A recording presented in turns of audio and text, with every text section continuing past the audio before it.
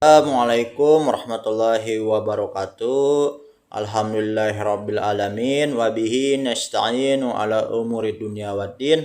Wassalatu wassalamu ala asyrofil anbiya wal mursalin wa ala alihi washabihi ajmain. Amma ba'du. Segala puji bagi Allah Subhanahu wa taala, mana yang telah memberikan nikmat yang begitu banyak, bahkan yang tak terhingga, yaitu nikmat adapun yang paling utama yaitu nikmat iman dan Islam. Tulisan salawat beserta salam semoga tercurahkan limpahkan kepada junjungan kita Nabi kita Muhammad sallallahu alaihi wasallam, yang mudah-mudahan kita termasuk orang-orang yang mendapatkan syafaatnya. Amin. Yang terhormat Bapak dosen pengampu mata kuliah pengantar studi Islam, yaitu Bapak Ahmad Sulaiman MAG, dan tak lupa kepada rekan-rekan sekalian yang mudah-mudahan insya Allah muliakan. Alhamdulillah, pada kesempatan ini saya selaku kelompok 13 dalam mata kuliah pengantar studi Islam yang akan mempresentasikan hasil diskusi kelompok 13, yang mana kelompok 13 yang akan beranggotakan yaitu ada Wildan Rahman Hakim, saya sendiri, dan Prince Ahmad Akbari. Jadi di dalam makalah ini ada sebuah permateri yang berjudul tentang model studi akidah dan akhlak. Dan dari tujuan dari sebuah mata kuliah ini ataupun tujuan dari sebuah makalah ini yaitu ada tentang rumusan dari sebuah masalahnya, yaitu tentang pengertian akidah dan pengertian akhlak juga. Dan yang ketiga terakhirnya itu bagaimana metode pembelajarannya untuk studi akidah dan akhlak. Yang akan dijelaskan permateri yang pertama yaitu akan dijelaskan oleh saya sendiri Wildan Rahman Hakim, dan yang kedua akan dijelaskan tentang permateri tentang metode akidah dan akhlak oleh Prince Ahmad Akbari. Langsung saja saya efektifkan waktu. Saya permateri yaitu saya Wildan Rahman Hakim. Apa itu akidah? Di sini saya akan menjelaskan sebuah tentang akidah. Apa itu akidah? Jadi pengertian akidah itu berakar dari kata yang berarti tali atau perangkat sesuatu dengan yang lain, sehingga menjadi satu kesatuan yang tidak dapat dipisahkan. Jika masih dapat dipisahkan, berarti belum ada pengikat dan sekaligus berarti belum ada akidahnya. Dalam pembahasan yang masyhur, akidah diartikan sebagai iman, kepercayaan, atau keyakinan. Dalam kajian Islam, akidah berarti tali pengikat batin manusia dengan yang diyakininya sebagai Tuhan yang Maha Esa, yang pantut disembah dan pencipta serta pengatur alam semesta ini. Akidah sebagai sebuah keyakinan pada hakikat yang nyatanya tidak menerima keraguan dan bantahan. Apabila kepercayaan terhadap hakikat sesuatu itu masih ada unsur keraguan dan kebimbangan, maka tidak disebut akidah. Jadi akidah itu harus kuat dan tidak ada kelemahan yang membuka celah untuk dibantah. Sedangkan ada menurut Muhammad Sayyid menyampaikan bahwa akidah itu adalah sebuah pondasi yang di atasnya dibangun hukum syariat. Yang syariat itu merupakan perwujudan dari akidah. Oleh sebab itu, hukum yang kuat adalah hukum yang lahir dari akidah yang kuat. Tidak ada akidah tanpa syariat, dan tidak mungkin syariat itu lahir jika tidak ada akidah.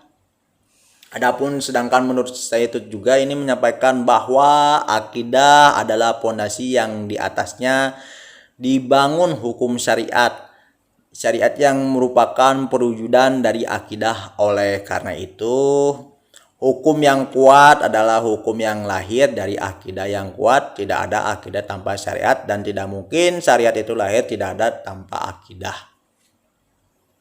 Selanjutnya ada pengertian akhlak.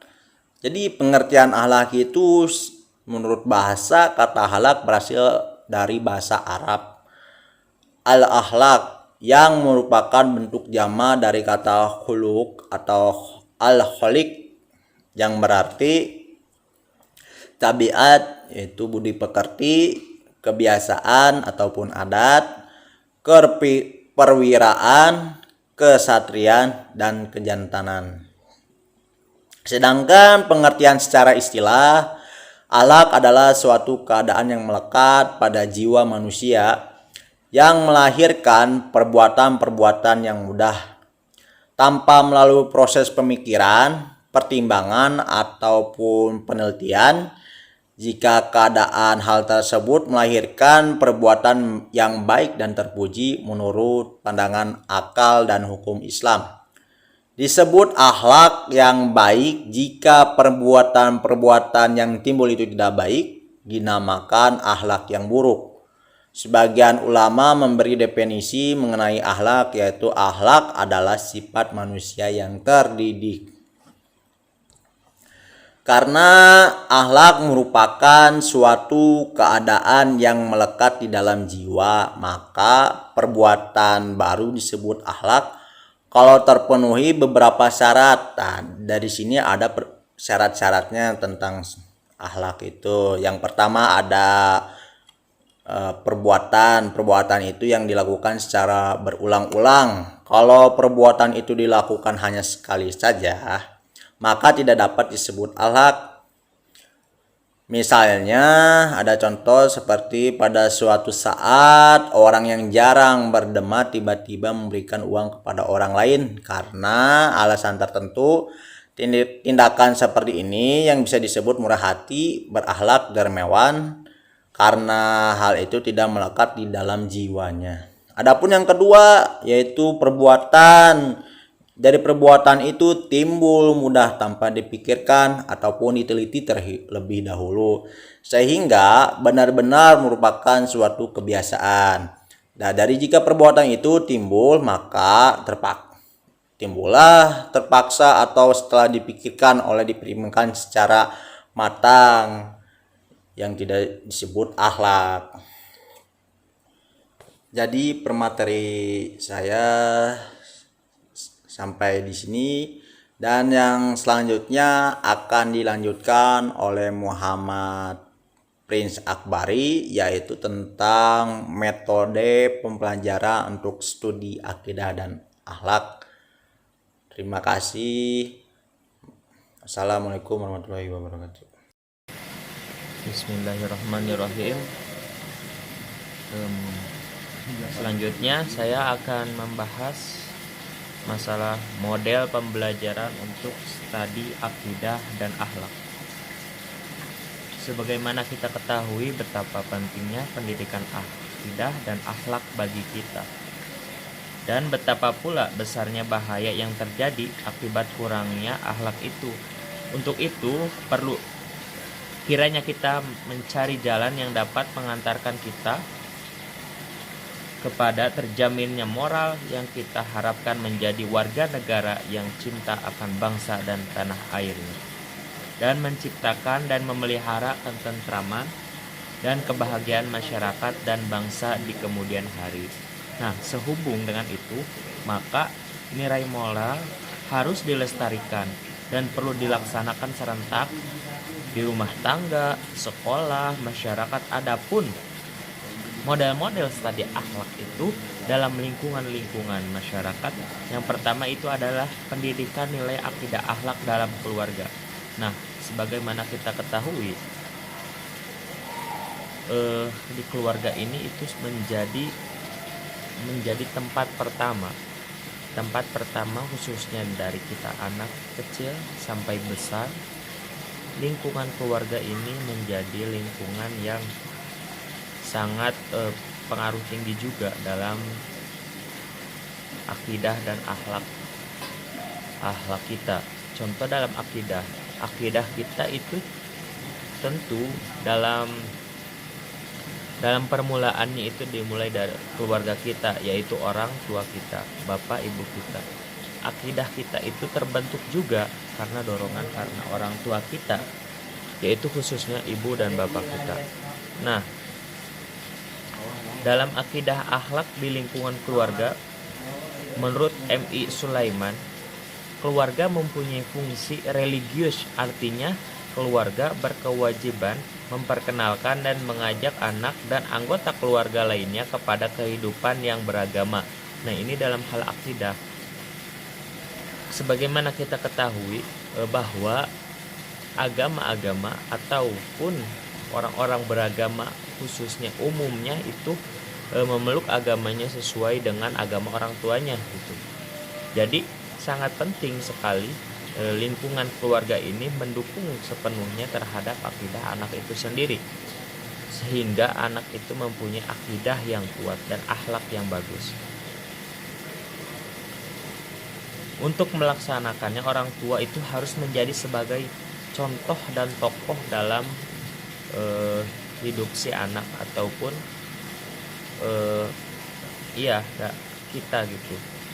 Tokoh itu dalam keluarga itu terlebih dahulu menciptakan iklim religius dalam keluarga yang dihayati oleh seluruh keluarganya, terutama anak-anaknya. Nah, dalam keluarga ini perlu sangat penting ketika orang tua khususnya ibu yang mengurusi anaknya gitu, bisa memberikan contoh yang baik terhadap anak-anak itu, sehingga ketika anak-anak itu menjadi besar dia mendapatkan akidah dan akhlak yang baik sehingga bisa melestarikan kepada yang lainnya gitu. Itu yang pertama, karena keluarga itu menjadi lingkungan pertama bagi anak-anak khususnya ketika kecil, bahkan sampai dewasa pun lingkungan keluarga itu akan menjadi pengaruh gitu. Bahkan ketika anak itu mendapatkan sebuah masalah seperti broken home, itu akan menjadi pengaruh yang besar bagi si anak itu dalam hal akidahnya maupun dalam hal akhlaknya gitu. Maka keluarga itu harus benar-benar menyongsong atau mendukung dalam akidah dan akhlaknya anak. Nah, lanjut kedua, model studi pendidikan nilai akidah akhlak di sekolah. Nah, kedua itu yang paling penting adalah di sekolah. Bagaimana kita ketahui, sekolah itu menjadi sebuah tempat pembelajaran, tempat di mana anak-anak itu belajar menjadi orang yang lebih baik lagi, orang yang pintar, orang yang bisa berakhlak, orang yang bisa berguna bagi nusa dan bangsa. Maka sekolah itu akan menjadi lebih penting sekali ketika anak-anak itu bisa belajar dengan baik. Nah, sedangkan sekolah itu media pembelajaran anak selanjutnya, yaitu pembanding anak ketika di rumah dan di luar. Yaitu sekolah menjadi media pertama anak untuk melakukan pembelajaran yang di luar gitu. Maka dari itu sekolah itu menjadi hal yang sangat penting ketika menerapkan atau mempelajarkan akidah dan akhlak pada anak. Guru di sekolah merupakan orang tua kedua setelah ibu bapak dalam keluarga. Hendaknya dapat diusahakan supaya sekolah menjadi lapangan yang baik bagi pertumbuhan dan perkembangan mental, supaya sekolah menjadi lapangan yang baik di samping tempat pemberian pengetahuan, pendidikan, keterampilan dan pengembangan bakat dan kecerdasan. Dengan kata lain, supaya sekolah merupakan aspek kepribadian dan tumbuh dan berkembang dengan baik. Nah, sekolah diharapkan bisa menjadi penyongsong atau menjadi pembentuk mental, akidah dan akhlak anak, sehingga sekolah ini bisa menjadi efektif atau bisa menjadi lebih baik ketika anak itu akidah dan akhlaknya itu sudah terbentuk. Adapun di sekolah, akidah dan akhlak juga itu memiliki model yang terakhir, yaitu pada nilai akhlak di masyarakat. Nah, setelah keluarga, sekolah, nah yang terakhir itu lingkungan. Ketika di keluarganya baik, ketika di sekolahnya juga baik, sedangkan di lingkungan masyarakatnya itu kurang baik, maka si anak pun mentalnya akan bisa jadi menjadi gagal, atau akidah dan akhlaknya itu akan terpengaruh. Sehingga ketiga model ini harus bisa saling melengkapi gitu. Karena sebagaimana kita ketahui, lingkungan khususnya pertemanan di masyarakat itu sangat mempengaruhi besar terhadap tumbuh kembangnya si anak. Bagaimana baiknya pendidikan keluarga dan sekolah kalau lingkungan masyarakatnya buruk akan terhadap akidah akhlak anak-anaknya, maka akan ikut buruk juga gitu. Maka masyarakat pun menjadi lingkungan masyarakat, khususnya orang tua dalam memilih lingkungan masyarakat anaknya itu pun sangat penting. Itu pun mungkin itu saja yang saya dapat jelaskan tentang model-model studi akidah akhlak. Kesimpulannya yaitu dalam pertumbuhan anak dan pembinaan moral, sebenarnya yang didahulukan adalah moral yang sejak kecil, sehingga anak-anak itu dapat dibina untuk mengarah kepada moral yang baik. Moral itu tumbuh melalui pengalaman langsung dalam lingkungan di mana ia hidup, kemudian berkembang menjadi kebiasaan, kemudian berkembang lagi menjadi lebih baik, bisa agar anak-anak itu memiliki moral yang baik dan terhindar dari pelanggaran-pelanggaran moral. Maka perlu adanya kerjasama antara keluarga, sekolah, dan masyarakat. Sebaik apapun pendidikan moral dalam keluarga, tanpa adanya dukungan dari sekolah dan masyarakat, sulit bagi anak-anak untuk memiliki moral yang baik. Begitu juga pendidikan moral di sekolah, tanpa adanya dukungan dari keluarga dan masyarakat, sulit bagi anak untuk memiliki moral yang baik. Dengan demikian, ketiga jenis lembaga ini dapat dipisahkan dan harus saling mendukung. Mungkin itu saja yang bisa saya sampaikan dalam materi presentasi kali ini. Mohon maaf apabila ada salah-salah kata. Wassalamualaikum warahmatullahi wabarakatuh.